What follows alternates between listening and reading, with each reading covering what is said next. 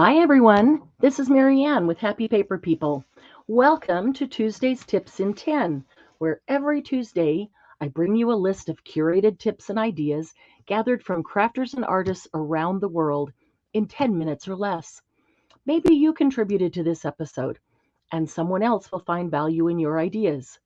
My hope is that you will find among these an idea that will help make your creative life a little easier, maybe even a little more organized. Want to contribute? Join us at Happy Paper People on Facebook. The link is in the description box, along with any products I may show you today. Today's topic is organizing and storing ribbon, lace, and fibers. I'm going to show you a series of photos from people who have contributed today.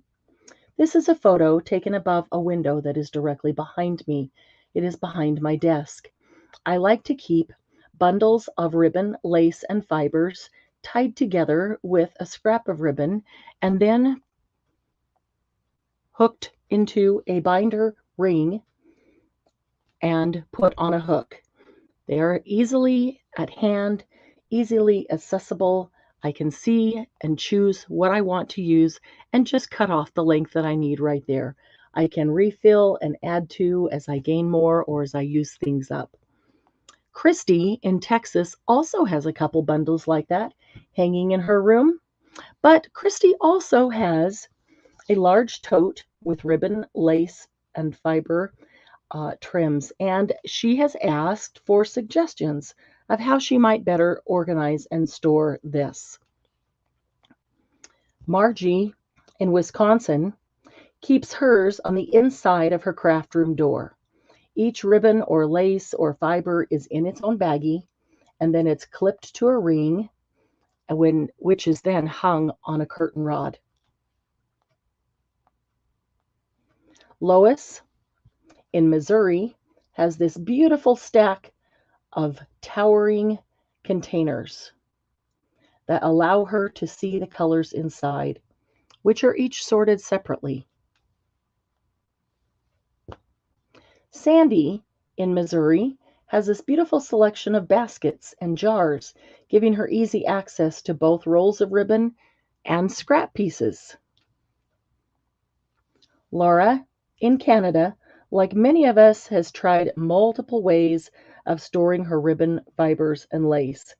She has rolls, she has ribbon wrapped around cards or on in envelopes. She stores much of it on rings,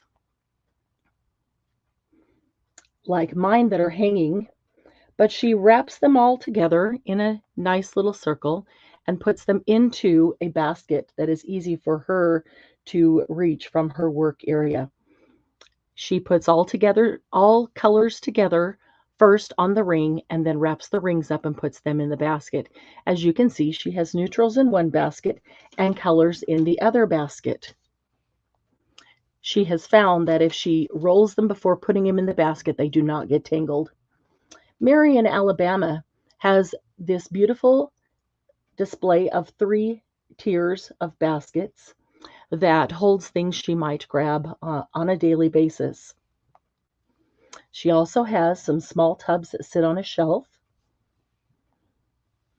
She also has some beautiful display stands and servers, as well as some clear glass jars that would have smaller pieces to work with. Deb in Maryland has an old refrigerator in her room, and it holds lots of ribbons, lace, and fibers. As you can see, the veggie crisper is specifically filled and stocked with ribbons that she likes to use on a daily basis. Julie in Australia has 2 clear bins that have beautiful dividers. I think this makes it easy to section off different types of fibers and lace or different colors. She also has a couple of glass jars that sit on her counter, some other clear containers that sit on her rolling cart and on a shelf. Diane in Australia has wrapped hers around cards or spools. She keeps about 2 meters or 2 yards wrapped there that she can grab and use on a daily basis. And then she keeps her backstock stored in a, that's not hers, in a clear or in a large bin. And she draws from that as she needs to refill these drawers. This one is from Sylvia in Washington, and she keeps her bulk in a drawer rolled up in rainbow order. But she keeps a working supply close to her on this cool carousel.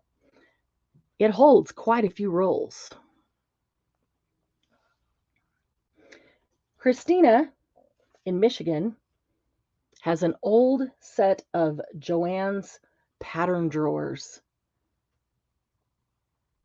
That holds a lot.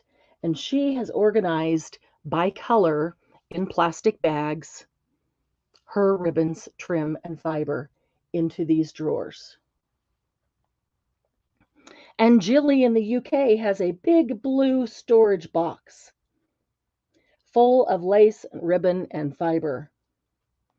But she also has a beautiful display of glass jars with ribbon, fiber, and lace wrapped around tongue depressors that she can grab on a daily basis to use in her projects. So there's a bunch of storage and organization ideas for ribbon, lace, and fibers. But my question for you is, how do you store your ribbon, lace, and fibers? I know that there are many more ways to do so, and I would love to hear how you do it. We are always looking for more ideas. Our crafting areas and art rooms are so different from each other that what works for one does not work for another. So please do leave a comment. Let me know if your favorite way of storing and organizing your ribbons, lace, and fiber was shown in one of today's photos, or do you have another additional, different, or ulterior way that we would like to learn about? You might just have the solution that someone else is looking for. So leave it in the comments so that others can see it as well. And if there's a topic you would like to see on Tuesday's Tips in 10, let me know that in the comments as well. If you did find value today, please consider subscribing and clicking the bell for all notifications, and join me each Tuesday at noon Mountain Time for more Tuesday's